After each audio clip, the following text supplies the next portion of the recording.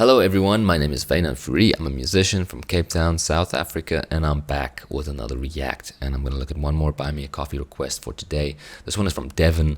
Devin said, "Hello again, my friend. 2026, seems crazy. The years really do go by faster and faster.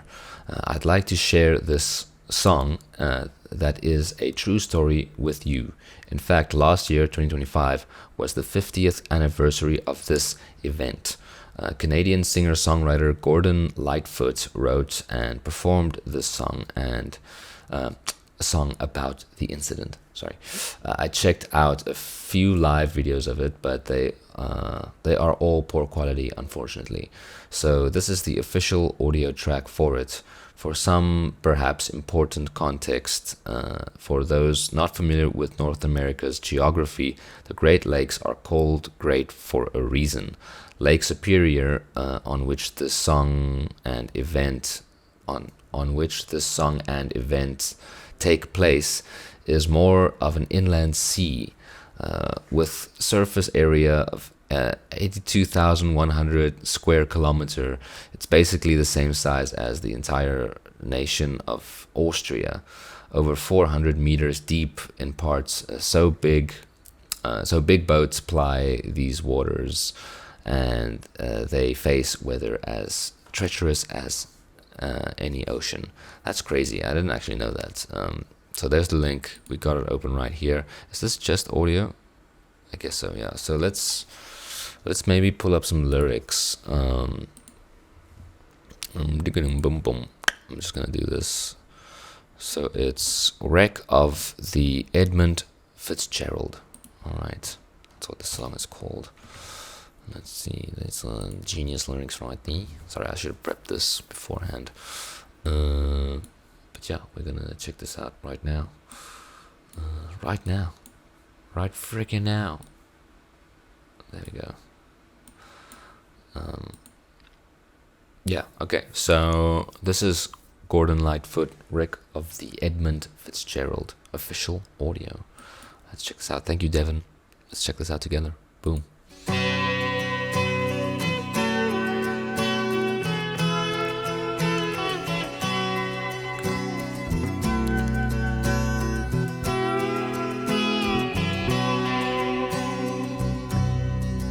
Got a nice 6/8 timing. Lives on from the Chippewa on down of the big lake they call Gitchagumi.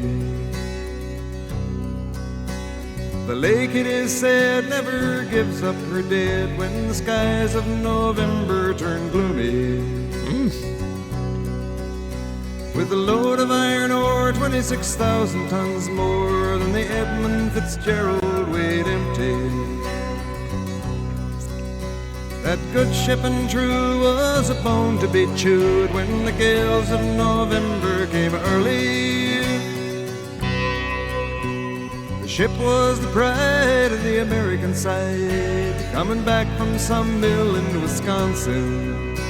As the big freighters go, it was bigger than most, with a crew and good captain well seasoned, concluding some terms with a couple of steel firms when they left fully loaded for Cleveland. Then later that night when the ship's bell rang, could it be the north wind they'd been feeling? Wow.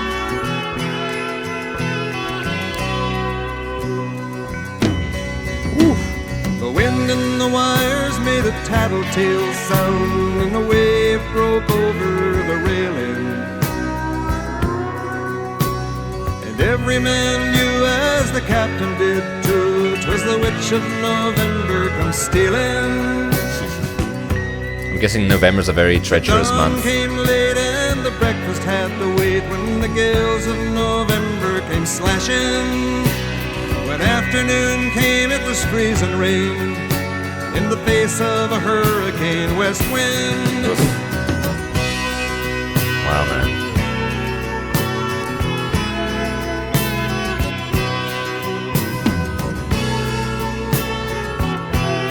It's very, like, hypnotic, this music. 6/8 timing. When supper time came, the old cook came on deck, saying, fellas, it's too rough to feed you. At 7 p.m. a main hatchway caved in. He said, fellas, it's been good to know ya. Oh shit. The captain wired in, he had water coming in, and the good ship and crew was in peril. And later that night, when his lights went out of sight, came the wreck of the Edmund Fitzgerald.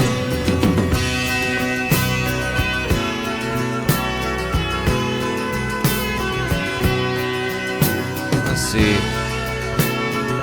76. Wow.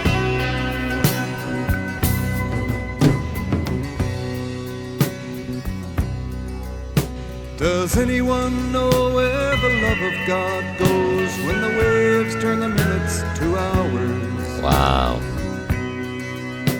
The searchers all say they'd have made Whitefish Bay if they'd put 15 more miles behind her. They might have split up or they might have capsized. They may have broke deep and took water. And all that remains is the faces and the names of the wives and the sons and the daughters.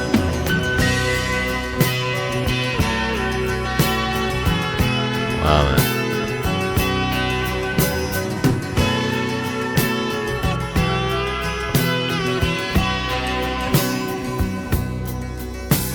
Lake Huron rolls, Superior sings. Wow. In the rooms of her ice water mansion. Old Michigan steams like a young man's dreams. The islands and bays are for sportsmen. And farther below, Lake Ontario takes in what Lake Erie can send her.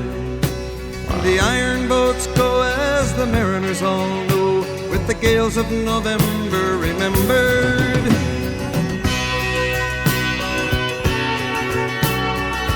Gales.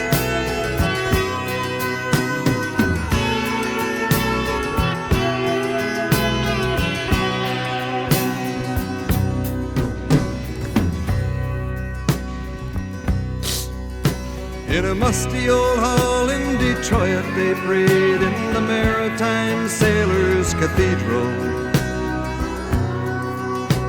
The church bell chimed till it rang 29 times for each man on the Edmund Fitzgerald.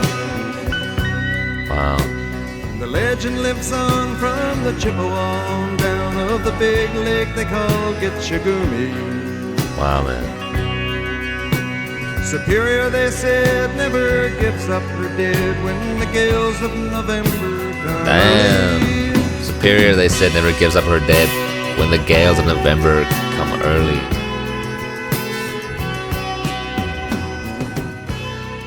Just a little slow fade. That's cool, man. What a cool track. I mean, sad story, but cool track. And very, very interesting. I mean, I've never really been into kind of, I guess, storytelling folk music kind of songs.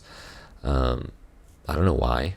It's just very outside of my style of, I guess I listen to a lot of music that I would imagine myself making, you know, and this is like very outside of my style of lyric writing, but it's so cool, you know. It's like this linear storytelling, and it's like very precise. The lyrics are so precise, you know, and it's strategic, and it's telling like a throughout story. It's not just, and there's no like chorus in this, right? Like this is not about verse chorus bridge, like this is.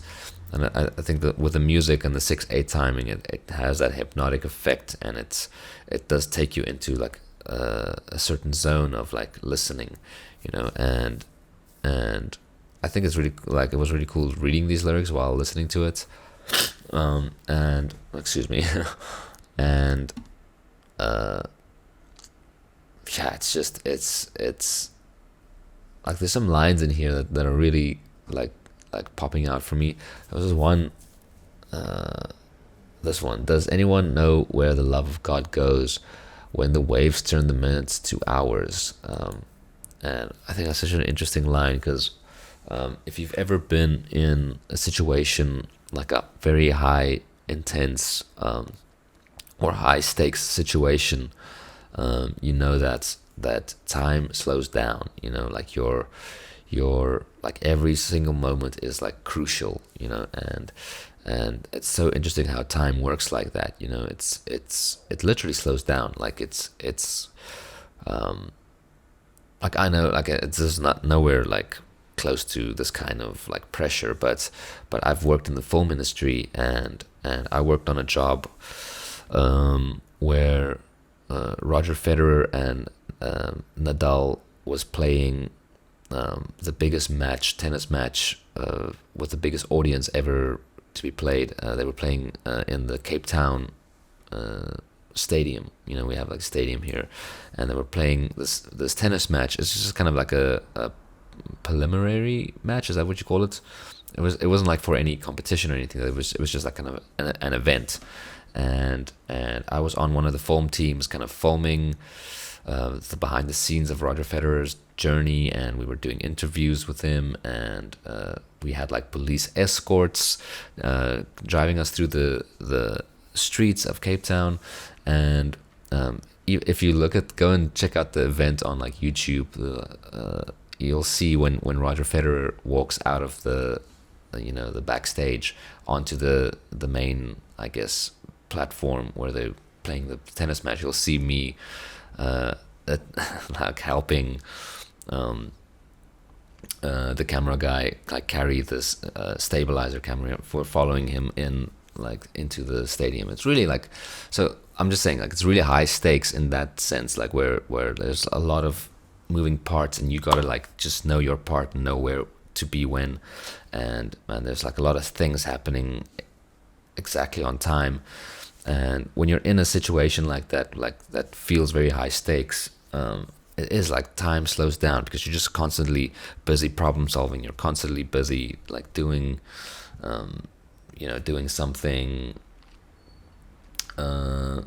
that's like meaningful, I guess. I don't know how I'll explain it, but it is like when and I even made this joke on that set. You know, like we got like 10 minutes of like rest time in between like two takes.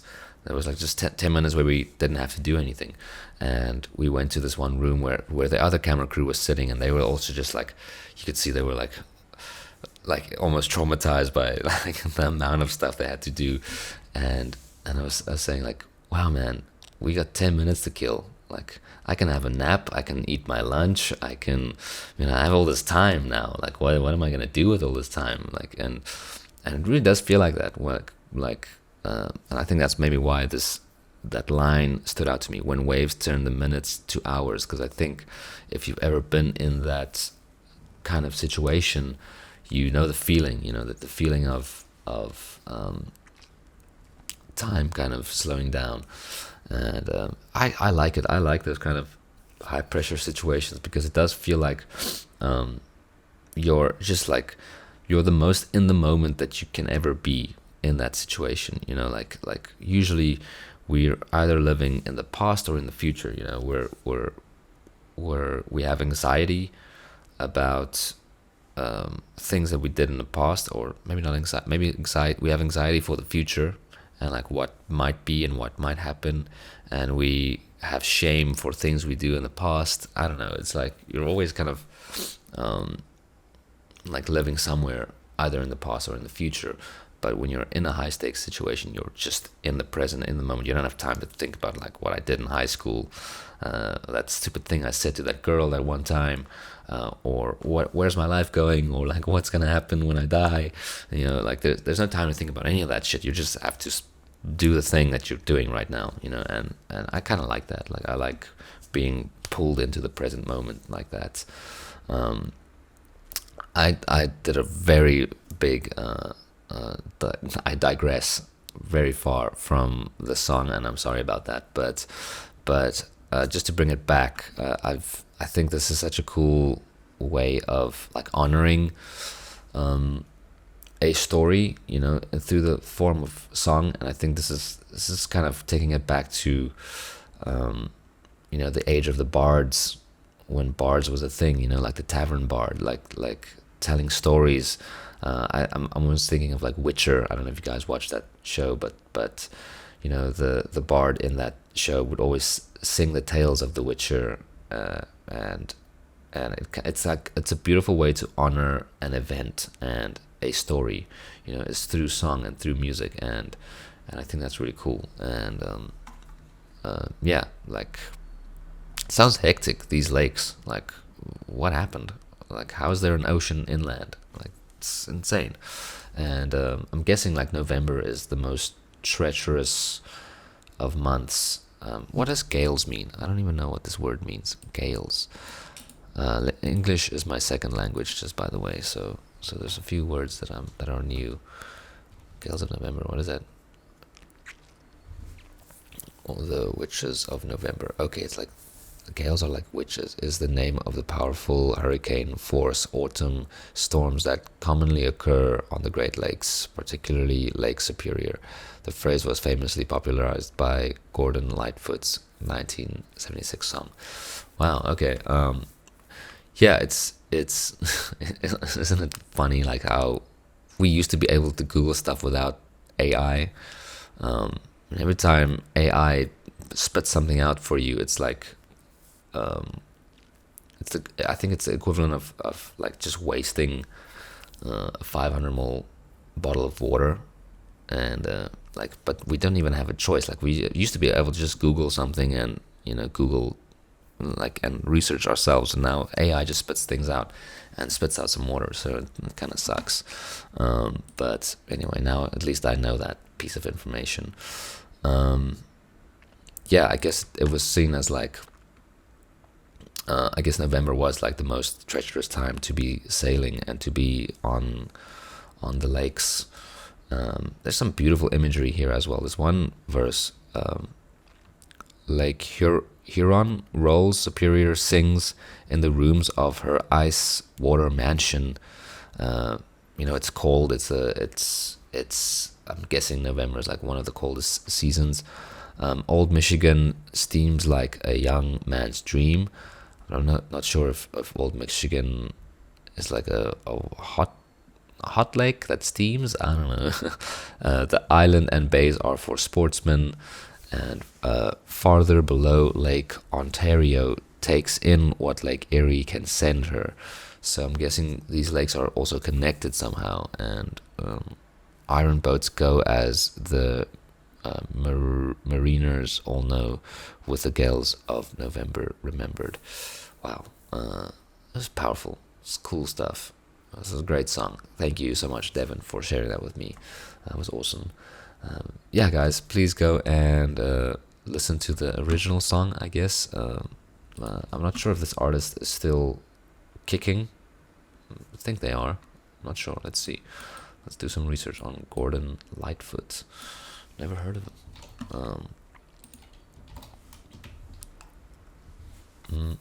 Okay, no, they passed away pretty recently, May 2023.